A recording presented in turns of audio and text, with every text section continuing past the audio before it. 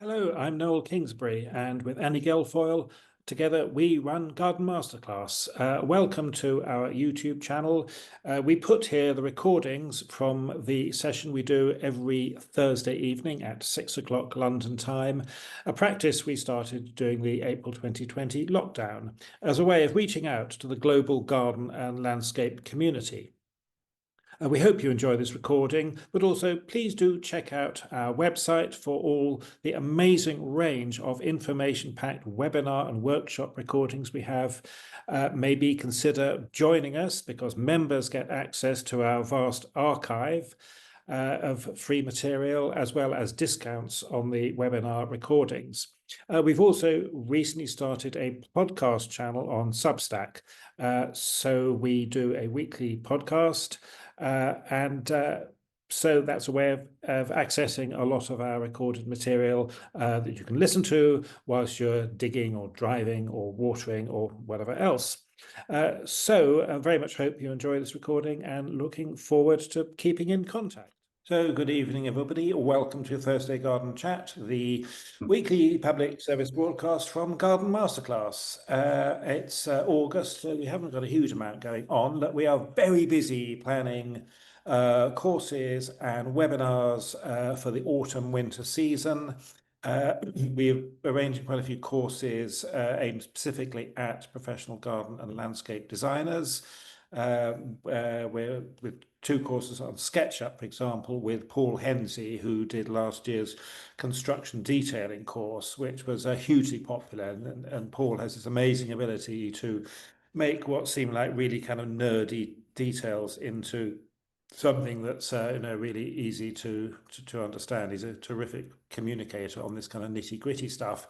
And we've got some really interesting webinars lined up for you as well, with lots of talent from over the other side of the pond, talent from mainland Europe. As we always do, we look far and wide for the best people to communicate innovative ideas in gardening and landscape. And we've also got a major development, which we're not actually going to tell you about yet, which is going to go live in September, which we hope will very much make understanding and communication of what we do that much easier.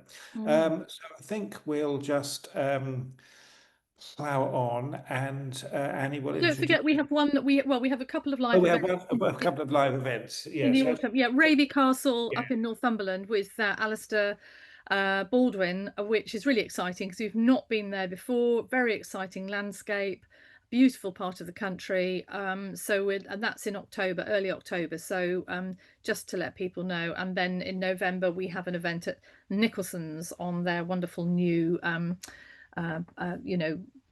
project. Elemental. That's right, their new project. But yeah, so some live events. Everything was on the diary pages. And the crucial thing to remember is that on these webinars and courses, there is a 10% early bird discount on all bookings until the end of this month, August.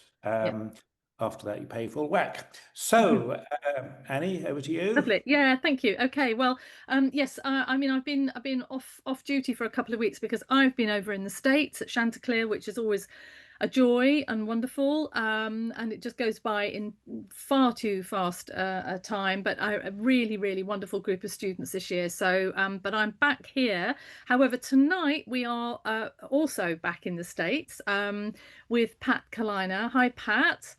Hello. So Pat, you and I met, I think it was 2020, because I think it was when I was judging at the Philly Flower Show, as I remember, and it was just before lockdown. I think I was probably on the last plane out of America, practically. That's right. That's right. It seems like only yesterday, but God, it's 5 years ago, which is extraordinary. So a long time. And we really appreciate you giving up time in the middle of your busy working day to sit and chat to us. I'm sure it's quite a big deal for you to put down your work tools and come over and chat. And so Pat, you're going to talk to us about basically what you do and who you are. Where are you actually based, for most of the time? I know you're going around from site to site, but where are you actually physically based normally? So after a long time based in New York City, during COVID, I had an opportunity to move to a coastal property in Maine. Oh my I spend a God. lot of time. Well, I don't spend that enough time there because I Oh, spend a lot of time on the road. Uh, but I've had some extensive time in one of the great natural places. It's mm, mm. part of Acadia National Park is connected to it, so it's a pretty extraordinary natural Yeah. landscape. Wow. And is that anywhere near to the main coastal botanic garden? It's a little bit north. It's about an hour and a half north. Okay. That's Yeah. it's northeast coast, and CMBG is mid coast. Right, right. Wow. Okay. No, because I hear really good things about that. So it's Yeah, on. terrific people there too. We're working with them on a couple things as well. Great, great. And I know we're going to sort of talk about like what you do now and the projects that you're involved with, but what's your backstory, Pat? What sort of training have you done? And how did you get into the business? So I came into the business backwards by accident. Yeah. I majored in, I had liberal arts major, history and literature mostly, been history. And then started writing curricula for young people, and did that under the auspices of Rutgers University, which is the state university in New Jersey, Mhm. and had different professors who were helping me with these young people. And one of them was a very charismatic landscape architecture professor who was very just charismatic, and plants were his main focus. And Mhm. he had taken over the school's teaching collection, essentially an overgrown arboretum, but with some really substantial. May I ask who that was? Yes. His name was Bruce Hamilton, Dr. Bruce Hamilton. And Right. a lot of his acolytes are out in the plant world who are also now very successful. And it was a really strong department. Mhm. The design teachers were great. The construction teachers were great. And so he brought me in to help him run the arboretum and to renovate it. So there was that process of renovating synoptic collections. You start to see connections between plants and family overlaps. And I just, over time, between that and the courses, became sort of known for plants and scale, Mhm. plant identification and scale, and sort of the design thing just came. And so I went from there. After a number of years there, was vice president of horticulture, science, and operations at Brooklyn Botanic Garden. Mhm. Mhm. And during that time, I was advising various city projects. The Parks Department would ask for help with things, and that's where I went to their first design presentation that Pete Odolph was at with field operations to talk about the High Line, and started the recommendations there, and sort of became an advisor to the High Line before moving to go help build it. Wow. Yeah. So it's yeah, everything, nothing on purpose.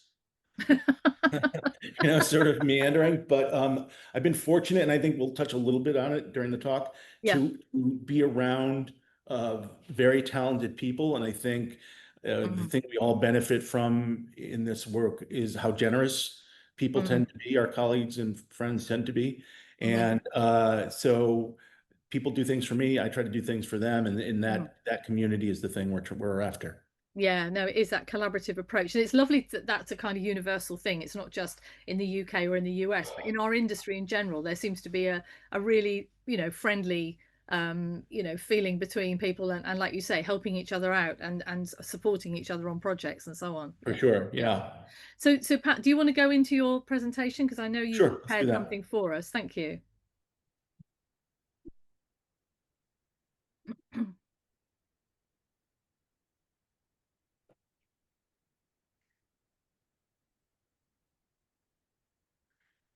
Okay, you see that? Yep, we can. Yes, indeed. Lovely. Great. So I'm starting with some images of where I am right now. Okay. All right. So right now I'm 2 hours north of New York City on the Hudson, like hard by the Hudson River, which is a major American waterway, and still a commercial piece a piece of commercial infrastructure for shipping up and down the river. And we are doing a waterfront park. You see the river edge restoration in play, and then trees and other things will follow. But in collaboration, this with the landscape architect Raymond Jungles and his studio, we are essentially building a canopy around a small concession that'll be a memorial for the artist Bryce Marden, and sponsored by his wife Helen Marden, who's also an artist. And so they have a lot of really interesting properties in upstate New York, and I'm currently in one in the Hotel Tivoli, which is a lovely spot. So you can see that in center column, the previous conditions were pretty rough. There was lots of trash and broken bits of concrete and asphalt, a derelict old restaurant, and we are like putting it back to rights. So I went and selected massive stones out of a quarry in Massachusetts, and you can see the steps are getting down to the space. And you are kind of creating a sensitivity here for a waterway that, despite being a river, is massively tidal, like huge shifts in tide every day. And so we are kind of accommodating, those conditions. And so there's Bryce's work, and or just a couple of examples. He's a very prolific and successful artist, and as is Helen, and really great vision for moving forward. So it's a pretty inspiring place to spend our week. I'm going to talk not so much. I mean, we've talked about, like, I could potentially do a talk that's more comprehensive along these channels in the future. But in the meantime, I thought the one way to think about it are different considerations that I am examining with every project. And it's this or that, right? So the first is observation versus indifference. And so observation is we're constantly, paying attention to our surroundings and trying to learn as many lessons as we can, versus indifference that's not necessarily callous indifference, but it's sort of an indifference abetted by technology, right? By our phones. Or any of the other, by the speed at which we travel. The professor I mentioned, Noel, Doc Hamilton, he used to talk about trees that you could identify going by on the highway. He called them 55-mile-an-hour trees. Just because you knew what it was. But we're much faster than 55 now, right? So the speed at which we move and the speed at which a lot of natural areas are undermined, it really requires us to pay greater attention. So we all have cameras in our phones. I always carry a camera with me. I always have notes with me, because you never know if you're going to have the opportunity to record that thing again. And some of these lessons are very important, and they're shared experience as well. So here's the great Gary Smith. I don't know if you know Gary, super talented artist and landscape architect. And then Daryl Morrison, a professor of landscape architecture for a long time, just a really inspiring teacher. And here we are, we're looking at the native plant garden at Brooklyn Botanic Garden, looking at opportunities to expand. So it's not so much somebody's teaching you how to see, but there is an example of observation that you can surround yourself with that really sort of helps amplify the potential lessons that are out there for you. So some of these observations are meant to remind you about possibilities. So here is this is my street in Brooklyn, Carroll Street, just down from Prospect Park. And you can see that there is a canopy in the city. The city hasn't lost its ability to be productive for plants. And so there's that massive red oak there growing in the pavement. And then if you look just into that garden over that brownstone wall, a bunch of little oak seedlings ready to pop up. So that the potential is always there, as it is in nature. Here out in the Outer Cape and Cape Cod, you have these white and post oak forests that are dropping little acorns in the sand, and you see seedlings coming up. And so that inherent dynamism that we have in our landscapes is a possibility for moving forward. So this is what most people think about when they think about New York City, right? You think about this kind of great mass of humanity and construction, but there are all up and down what used to be the industrial waterfronts, essentially the East River and the Hudson River. You have to the right there, you can see the Pier 1 where the barge is going through. You can see Pier 1 of Brooklyn Bridge Park, that now just about all along the river from Long Island City, and on the Brooklyn side, in Queens, from Long Island City down through Greenpoint and Williamsburg and down into Brooklyn Heights, you have parks. And on the east side, up the east side, you have parks. Around the Battery, you have parks. Up the west side, you have parks. Then you get to the High Line and so forth. So these are greening opportunities. Here's a couple of views of and through Brooklyn Bridge Park. This is Michael Van Valkenburg Associates designed this park. And again, East River is not technically a river. It's really a sort of a tidal system, and it's brackish. So that Spartina planting is helping filter the water, and then there's a sort of vegetation above the revetment. So in part of the observation, I think it's all of our duty to trespass as often as possible, be safe. But don't let a sign dissuade you from seeing something that may not be there for you forever, which is how I got up here. This is the High Line in its original state. This is the part around the rail yards. And we just waited for the convention center security to turn their back, and then we'd go running up the ramp. And if you got far enough, they wouldn't chase you. And so we got to see some of this early vegetation that even the people who originally moved to say that didn't really have a sense of how much was up there, just that they were trying to preserve a historic structure. So long before it became a park, it became a place to explore, to see what is the potential for the kind of succession that takes place in an abandoned rail bed on a bridge above the west side of Manhattan. So here are some examples. Top left is looking east on 30th Street. The bottom left is looking south. That's roughly 29th Street, 28th Street. And then the picture on the right is roughly 26th Street. So you have, when you're taking these explorations, whether they're urban or in some natural area, you have the ability to see things on a micro level, as you look down in a meadow and maybe find Asclepias tuberosa or Liatris scariosa variety Nova Anglia on the right-hand side. Or you start to see things on a macro level. And then in the same meadow, you pull back and you see this incredible form of Ruscopolinum. This is Ruscopolinum variety latifolium, glossy foliage, really dark color. But look at the evolution. You got to go back, because then the fall color becomes this dramatic space. And this is, a functionally bulletproof plant that has, great potential for certain landscapes.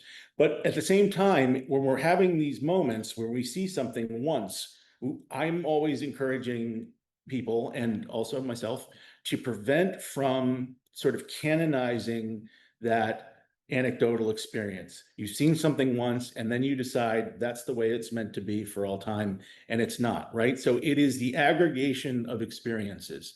It's the stacking of experiences that is the benefit to your kind of long-term understanding of things. And so that empirical process of kind of going after and really testing and testing the proofs of your approaches is really important. And here's just an example.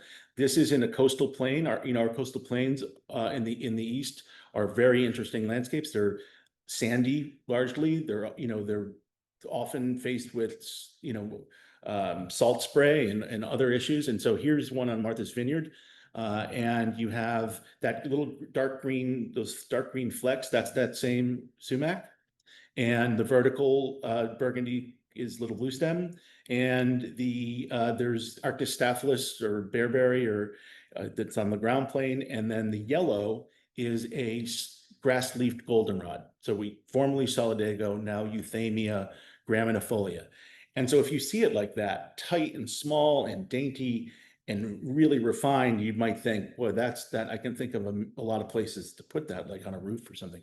But in a richer soil or in a deeper soil, that is a much more aggressive plant, a much larger plant. So you want to have this experience about really understanding the way things perform. And if you saw, this is the same roadside in southeastern Connecticut, in the woods, Rhododendron paraclimenoides. If you saw one of them, you might think that is the color of Rhododendron paraclimenoides, right? And that is the flower form. But there are many different forms in the seedling variation world. So really, you're aggregating these experiences. A massive thing for me, particularly in urban design, is I'm obsessed with gaining impermeability, or taking permeable things and making them, taking impermeable things and making them permeable, because that's where, life opportunities begin, right? And I think generally speaking, a lot of our built spaces or our urban spaces, particularly of a certain era, and this is in Cambridge, Massachusetts, so right, so not in the hinterlands. There's an inherent cruelty to impermeability that I think we need to push back against with planting schemes and with breaking into pavements and concrete. Here, you know, parking lots don't need elevated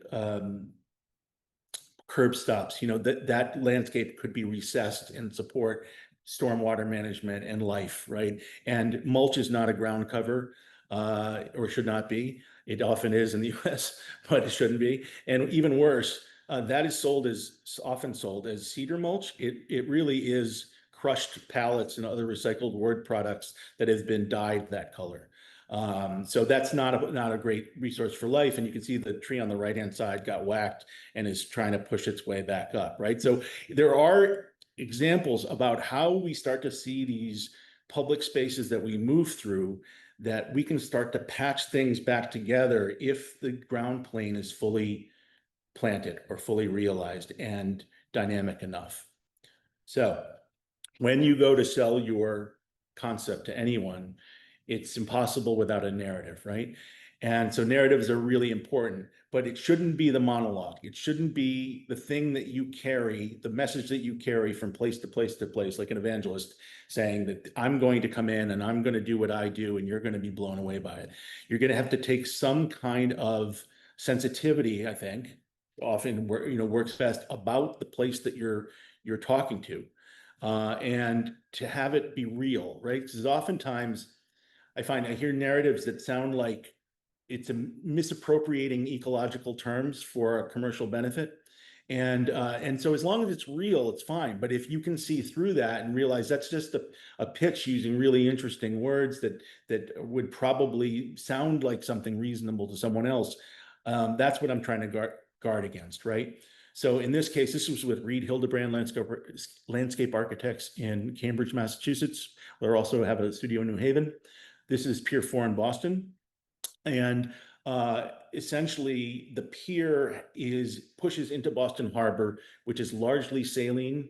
It's more than just brackish. And so we had to have things with these massive tides on how to handle stormwater and what species would do that within the revetment. And so there's trees that are very hard to find in cultivation, but are really important, like our northeastern coastal oaks. So that's bare oak there on the right-hand side, Quercus ilicifolia. And it's not always native. So in this project, this is a house designed by Soil architects with Carl Shenton as architect as well.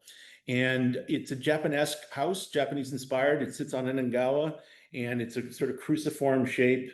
And so it wasn't just North American plants. There's plenty of exotic plants. There's Lindera angustifolia on the left and on the right. In the center, there's a single Acer gricium. So it's referential to the species around. There's lots of maples and other things, but I think we only lost one tree for the placement of the house, which faces the ocean or the sound. And there's lots of eastern red cedar and black cherry, but there's lots of exotic plants as well. Here you can see calamintha on the ground plane, and then this large sweeping bowl down to the bluff, which gets down to the water, which is a mixture of both native and exotic grasses and flowering perennials. So synthesis versus dissonance. So what we're talking about here is your point of view sensitive enough to kind of hear what people are saying and adapt those things towards some benefit? Or is your own creative process creating so much static that it doesn't allow points of view to break through? And I think this is really important in things like, this is a project in Wilmington, Delaware, the Wilmington Friends Lower School, where that's the kids' current condition, this really narrow playground up, there's the woods of the Brandywine River Valley right behind it with lots of great stuff, and they're in a penitentiary, right? You can't get to it. So we're talking about not just putting playscapes in there, but really considering the kinds of plantings that would amplify their surroundings and build a greater connection for them there. So we always talk about precedent projects when we're talking about project making or project designing. But Precedent Ecologies merged with precedent projects, I think, are most helpful. And so getting to see them yourself, not just if you're fortunate enough to do that, not just seeing them in a book or a magazine and then saying that looks interesting, let me try to do something like that, but really kind of getting into the bones of some of these spaces to see what's possible. So it is an example. In the original discussions with field operations and Pete about the Highline, one of the proposals was, well, in the southern end, we wanted birches and there would be river birches, but the scale of river birch is very big and probably, and I thought, well, I'm not probably, I think too big for that space given its confines. But I had thought of being a kid, like going up through New England and even down into New York, where you had gray birch, which is much more refined and scaled down, just thriving in fissures in stone, right? And little bits of cracks here and there, and you have all of this productivity. So if it can do that, can it do that?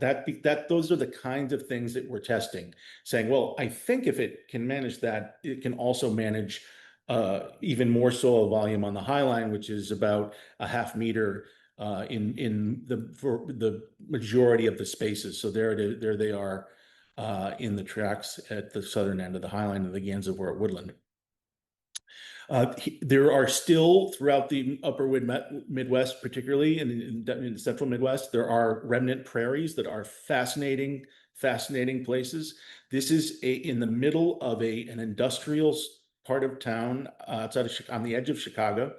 It's got some residential on some sides, but a major highway on one side and the commercial buildings on the other two.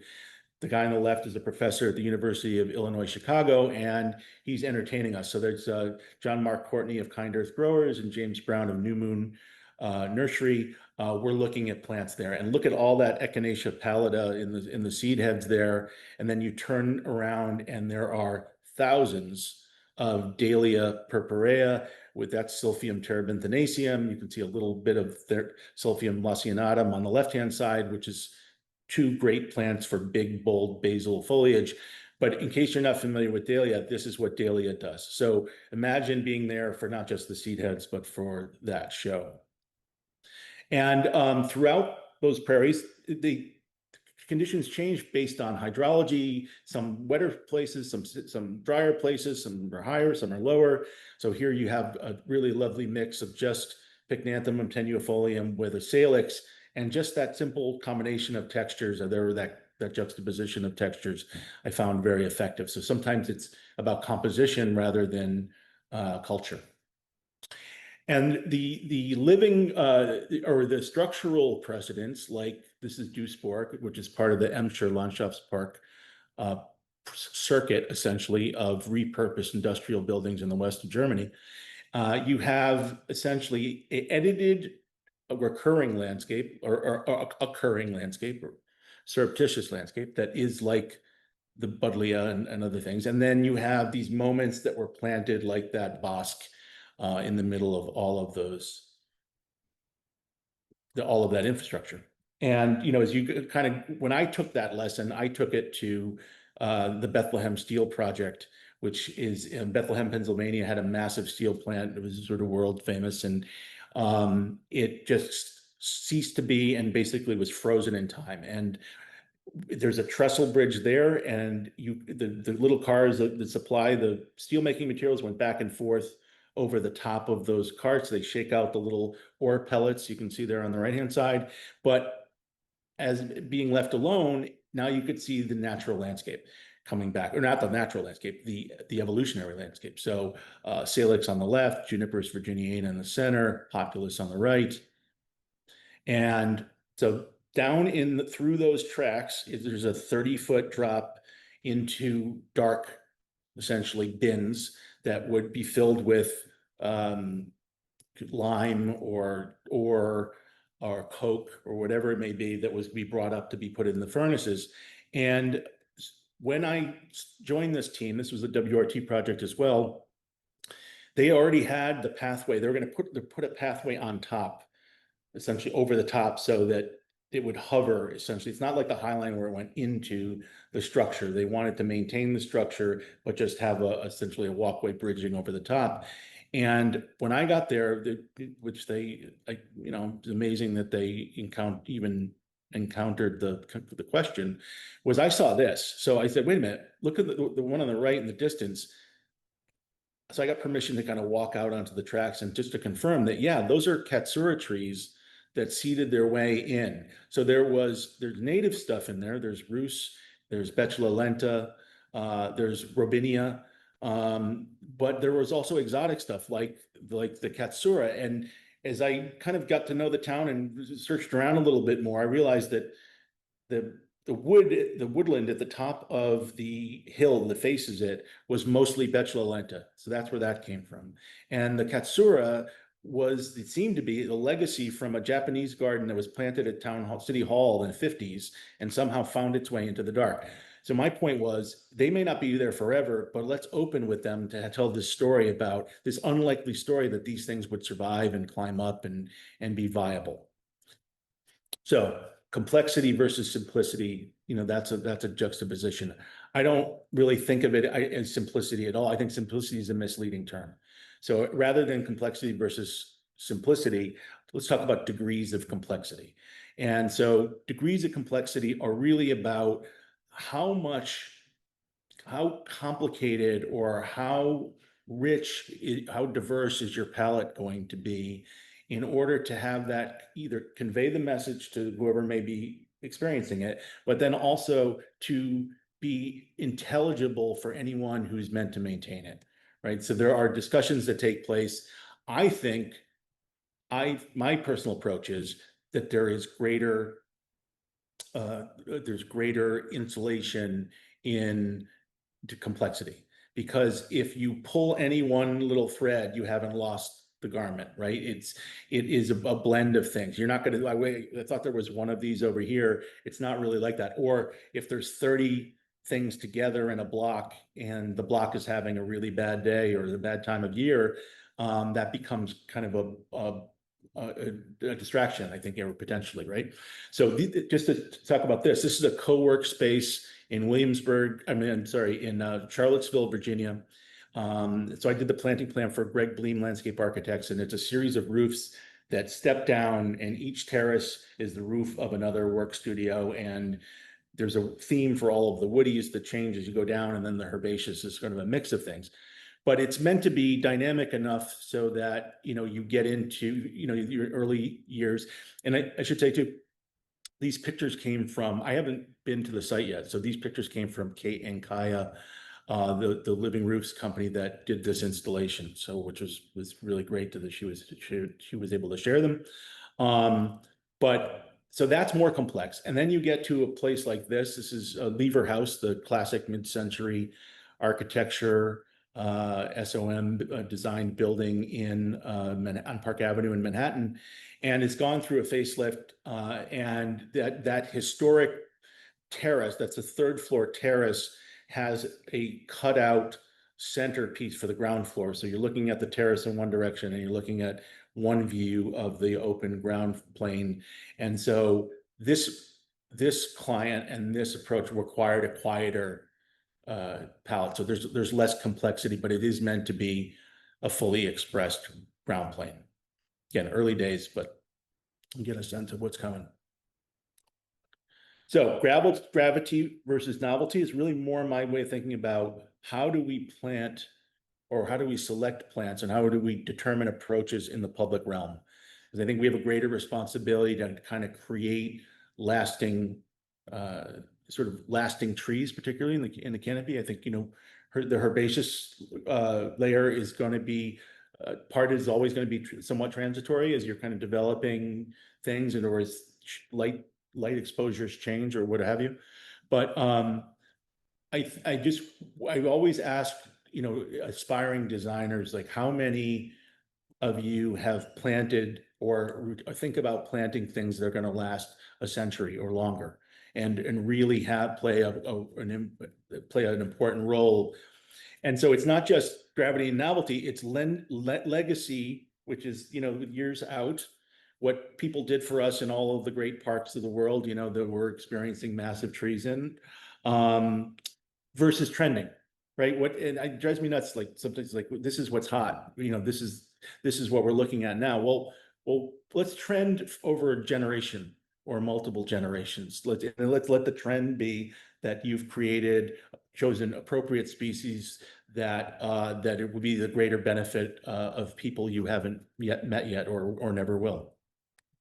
So, and then sustainability, let's say not its fault, but through its misappropriation, it's kind of lost its meaning, right? So we just want to create sort of lasting work, and we're fighting against the marketplace.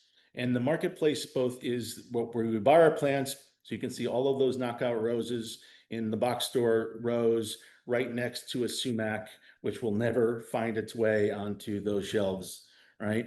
And in somebody in the center talking about native grasses, of course, that's exotic Panacetum. And then I think this is American television on the right-hand side. If you did this in England, probably it'd be a national scandal, but labeling a hydrangea as Phlox paniculata is not ideal. So this is where, people kind of consume, these are the things that people consume for their information. And so we need to be better about pushing back with expertise and leadership. So here in Brooklyn last week, it'll be a park dedicated to this much larger a series of residences here in Brooklyn. And there we have Quercus microcarpa that'll become a big, long-lasting tree. There's other things in there too, Nissus sylvatica and a few other things. And when we're selling these plants, I think that to stakeholders, I always sell them as a vertical proposition. So for the one plant that you buy, you're getting aesthetics, sure, but you're getting things that affect air quality, things that impact water filtration, things that impact wildlife, and we are trying to be diverse enough so that we can do things for, yes, pollinators, pollen versus nectar, but for seed-eating birds, for fruit-eating birds.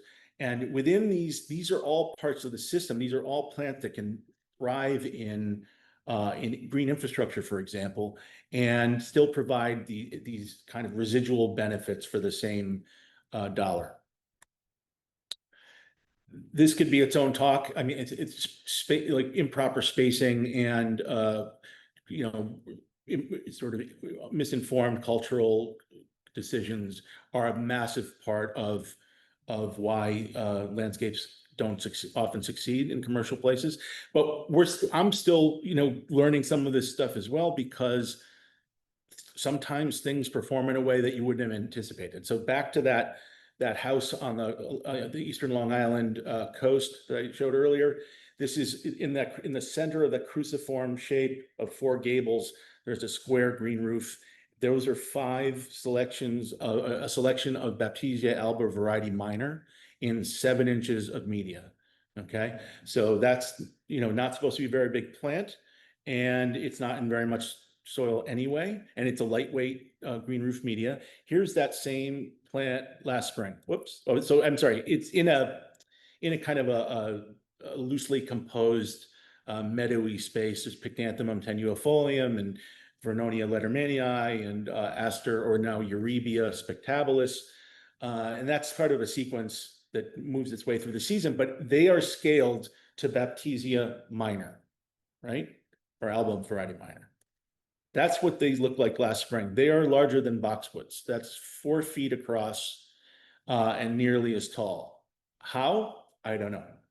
But it's going to require some rethinking about the way that its adjacencies are managed. So we're still kind of learning. I'm always still kind of learning about how we might anticipate things over time. Dynamism versus structuralism. Structuralism kind of taking from the kind of the context of the sort of an economic or social context and moving it into plants, just to say we got this dynamic. We have an inherently dynamic landscape, particularly in the eastern half of the United States, and let's manage those inherent rhythms to our benefit. Rather than structuralism, I would think of as more as you have an approach that works for you, and you're going to carry that wherever you go, and you imprint its its impression upon the site. And I'm really more talking about the tectonic plantings, the tree grids, the rigid allays and foundation elements that are, I think, functionally indifferent to some of these spaces, right?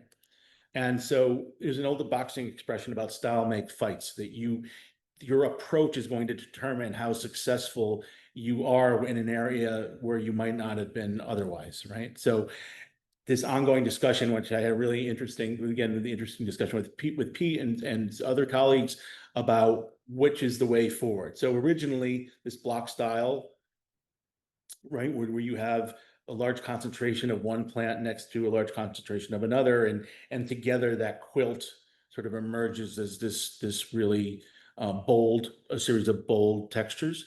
And then the matrix concept is really, there's many ways to discuss it, but I think that we can look at it, right? So here, this is sort of block style. This is Pete at Maximilian Park in Germany, where, that big Persicaria moment is then, you see the progression of other things as you move through the pathways. And he was showing, we were in the studio, and he was showing part of this Dutch video about where he's basically politely reading this guy the riot act for not watering plants on the waterfront. But he was just saying how in the scenarios that he has where the dialogue works well, as in with the Lurie gardeners, and there have been a sequence of them over time who are excellent at communication and interpretation, and really want to see this evolve in the way that it was envisioned, that's becoming increasingly difficult. And he's right. It's hard enough to get them planted, never mind maintained. So if the block style is a shorthand toward that end, then I understand. But it really, if you go, so there are blocky moments, which is really the hybrid, right? In Lurie, here with Amsonia or the Salvia River. But there was also a lot of things blended as well. And at the time when Pete was, in the process of designing the space, he had met Roy Diblick, and Roy had taken him to some of these remnant prairies. And then you look down and you realize that in a 10-meter square, all of the different things that are there mixed together, and how that might manifest itself. So I tend to live in the hybrid world, where it's not blocky at all. It's just really sort of just blended. So this is functionally green infrastructure for a house in the Berkshires, where there's the house is pushed into the soil to create a series of sort of a rolling texture. And then there's the outdoor shower as you're on your way out. There's a fire pit, and surrounded by agricultural fields. And it's still legible enough that you'd be able to know what's supposed to be where, right? As you're closer to the house. But as you get further away from the house, there's a bioswale through there to manage stormwater. So you can still have things look, like flowers for the clients without, but still having them function. But as it pushes away from closer to the house and gets closer to the agricultural field, the expression becomes more blousy and looser and less formal, so that when it meets the transition to whatever they're growing, corn or alfalfa, it's become grassy and sort of diffused. So in that process, how do we maintain? So we're not, the way that I described it to the early Highline crew was, we're not going to be gardeners, we're going to be editors, right? We're going to manage these inherent rhythms. We're going to make sure that these spaced plants that we've put out merge, and the knitting of a ground plane is its own measure of self-defense, right? There's fewer places for weeds to get involved. And so you're managing those gaps until they close, and then you are watching things that self-sow versus things that spread. So in the first Highline year, that center image, really robust planting of Helenium, right? By the second year, the Rudbeckia had doubled, and the Helenium had largely receded. And so there was another sequence with a different cultivar that came in behind it. I think it was originally Rubensburg, and the second one on the left there is Ruby Tuesday. But we spent a lot of time pulling stuff out. Pete was here for this exercise of just trying to kind of temper things, just realizing how they were going to perform maybe in excess of what had been anticipated. So in a scenario like this is sort of an editing exercise of pulling things out. And this is an existing garden in Maine. The bones of it were there, and just sort of starting to incorporate different plants and a little bit more repetition, and trying to get, you know, combinations that work where it's not constantly gardening every day. It's really just monitoring momentum and then pushing back against any bad actors. And I'll finally leave with this. I mean, I think that a lot of, as in with any design world, there's a lot of discussion of like, celebrity, right? And I don't see it that way, even though I have friends and colleagues who are clearly well known for what they do, and rightfully so. But just in thinking about what we do and how, that I'm more comfortable with the concept of community than the concept of celebrity, right? So when you're out in the field, there's a prairie there. There's Laura Escatia, who used to be at Lurie, who now is at the Future Plants. James Brown again, David McKinney, and I'm just blinking. Just I'll think of his name. I don't know. It's a good friend of mine, and just like blanking on his name. So Kelly Norris. That's crazy. So then on the right-hand side, we're in the Susquehanna River Valley, and going through thousands of trilliums and other like sort of spring wildflowers. So being out there, Dan Hinckley and Cole Burrell and Dick Leidy, who's the founding director of Mount Cuba Center, and Rick Dark, talented writer and photographer, plantsman, here in the Pine Barrens. And you can see the Shakespearean image on the right of Dick and Dan, of Dan's first foray into this really sort of alien universe. And it's walking on a sphagnum bog where that entire plain is tilting as you kind of walk through. And then this spring, or I'm sorry, end of last summer, being at the Chatto event. And then I went to see Dan Pearson's Delos reboot at Sissinghurst, which was so great. And then going up to Hillside as well. And so these exchanges, I mean, I think that ultimately speaking, in the sense of community, I think ideally we answer each other's questions. We support each other's endeavors, and we share each other's discoveries. And I think that's really the best approach that I've found so far. Fantastic. So thank you. Thank you, Pat. That was amazing. Thank you so much. There's so many things I need to ask you and say. Lot of food for thought there. I like those, the way you've posed this in the terms of various oppositions. That's a really useful. Yeah. First of all, Pat, Gary Smith. I mean, I use Gary's book when I'm teaching in the States. Yeah. And I keep forgetting to get it here. I mean, but it's always at my right hand, and so nice to see a picture of Gary Smith, and his that book that he wrote about. Is it the art, something to do with the art of seeing or something? But it's just fantastic. And Art in the Gardener. Yeah, that's it. Yeah. And your emphasis of observation. Oh my goodness me! It's the first thing I talk to students about, is that we are losing the power of observation by the iPhone clicking away and storing all this stuff in a phone, and people just asking people to sit and look and draw and sketch something instead of clicking it. It's just so important, really, to get observation or to be part of the design process, because I don't think you can be I think, and to spend time in a space too, because it sometimes we take pictures of things and we don't go back and look at all of it. Exactly. And I don't think you can be a designer unless you observe. I mean, I think it's impossible. But there was so many amazing, interesting points. I wanted to ask you about that simplicity being misleading. I'm intrigued by what you said there. Can you just sort of qualify that again, about sort of why you think simplicity is misleading? Well, I don't think anything is simple, right? I think that it's all a process, because if you choosing fewer things Yeah.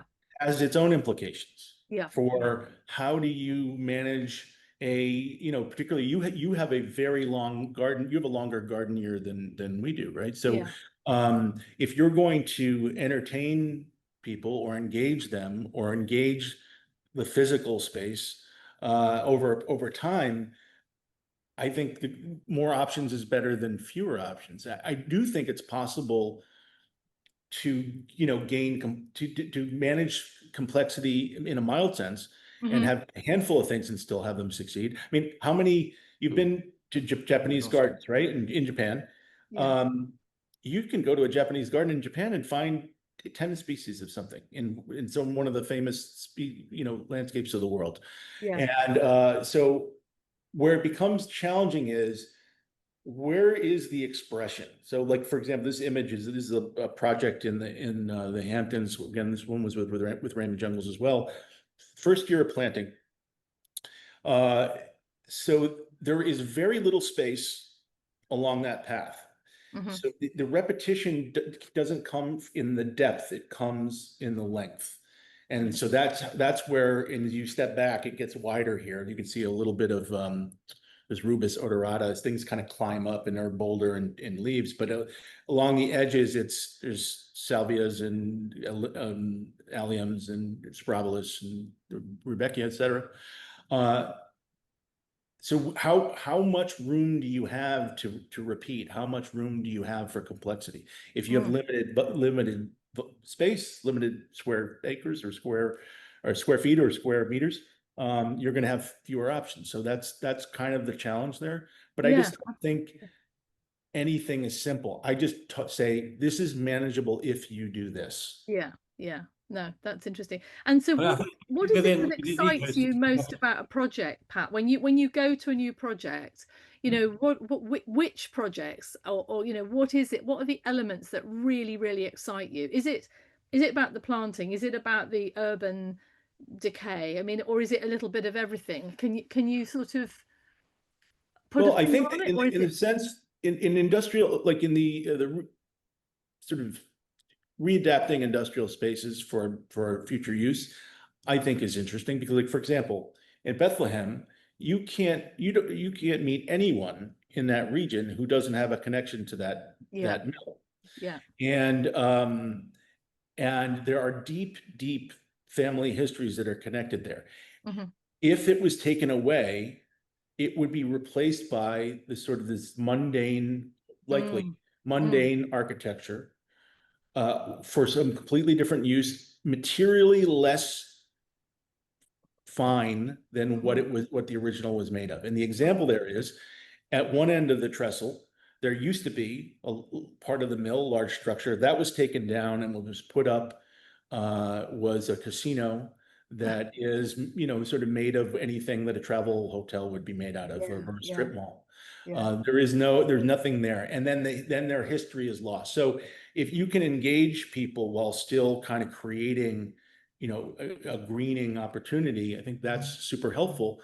And I think the Germans are really interesting in that regard, because not just in the Ruhr Valley, but in like Südgelände in south of Berlin, you have these birches that came up through abandoned tracks. And so what they did was they edited it and made pathways and painted the viaduct walls, and they didn't plant anything. They edited the existing landscape. And so it now gives people an opportunity to go to a space and be in a green space, but then also to experience the history. And I think we lose too much of it. Yeah. And the steel stack, I mean, how was that accepted by people who were involved in the steel industry? I mean, are they slightly are they kind of quizzed by it, or do they get it, or is it, how did it go down, do you think, with the sort of the people who were working in that business? Well, I think from before there was no access unless you were really creative, and they were pretty good about policing the space. And again, when the greatest benefit that I had is when the construction crews left at 4 o'clock, I had full run of the mill. I was in. Wow. So I went all through it, and people had just left things. There were files, there were gloves, Wow. tools, like all throughout there. I went to the top of the blast Yeah. furnaces. It was incredible. But I think that what gets them there now, and there is interpretation, is they can see it up close in a way and learn about the process. There's a museum there now, but there's also, they built a across the little road, entry road, that's part of the campus. They built a movie theater, a music theater. They have Yeah. one of the largest music festivals, outdoor music festivals in the country, like ongoing. Right. An ice rink, there are restaurants, there's a public television station. So it is a complex of buildings for the public good with a series of public spaces for the That's public interesting. good. So there's a life there. It's not just a relic. It is, there's a life and a vitality to it as well. And yeah, it's a historic campus, essentially. Yeah. And yet it's still paying homage to its past as well, isn't it? You know, with, yes. Yeah, fantastic. Gosh, To go back to that previous discussion about simplicity and complexity, I think it's pretty well proven from plant ecology science that more complex systems with more species are more resilient, and they're more resilient to environmental stresses. They're more resilient to invasives. You know, that is in itself is a very powerful argument for having packing in more species, more complexity. But I think it's also interesting, this debate between the kind of art, what is essentially an artistic practice like Pete Adolf, and the dynamic landscape, which we like to talk. Which we actually don't yet have that much experience in managing, and particularly in terms of novel ecosystems of plants from various different origins. And I think that's one of the kind of great upcoming debates. Yeah, I mean, I think that one thing to think about too is that going forward. Right, that it's more complex than what we did before. I mean, I think that everybody said, well, I'm this is for butterflies, but they're really thinking of like one butterfly species, right? Or maybe two. And you start to realize as you get in, and then there are people who are communicate about these nuances much more effectively than I would. But that if you have this flower, you are guaranteed to have this butterfly. But then if you have this species, you can get this one. And this is a host, and this is food. And so now you're starting to kind of amplify how much you're able to support. And one of the things that's interesting, like that Long Island project that I showed that's on the North Fork, the cruise farmhouse, that is a rabid deer area. They've heard of about 25, and they crush things that they shouldn't even be eating. And so it became a laboratory for what could work. And what really worked at the end of the day, unprotected, were all of the Asclepias and the mints. But you start to really dive down into those families, you can find a lot of interesting things. So it's not just Asclepias tuberosa, right? We are, doing, incarnata or verticillata, and just the regular common milkweed. And with the mints, we're doing not just salvias, but we're doing scutellarias and agastache, and so there are many different varieties and tones of that as well. Pycnanthemums, there's I think I have 6 or 7 taxa of pycnanthemum in those spaces. So there are utilitarian things that, because I'm growing these because I can grow them, but then also have residual benefits, and the nuance between them really supports different species. No, gosh, absolutely fascinating. Good. Well, marvelous. So thank you very much. Yeah. Well, it's great to see you. Pat, thank you for taking time out of your day. Thank you for taking time out of your working day, because I know how busy you are. No problem. I'm going to go back to the river. We're going to move some big boulders. At least you're probably in an air conditioning room for an hour, which is quite nice. I am at the moment, right? It looks like the sun is out, so yeah. Be back. Well, I know, Pat, we're going to be really excited about getting you to do some webinars. So thank you very, very much. And okay, great to see you. I want to come back and see all these projects. Yeah, please do. Come next time. Come up. I want to see those Baptisia growing in 7 inches of soil. That's ridiculous. Lovely, Pat. Thank you very much. All right, take care. Bye now.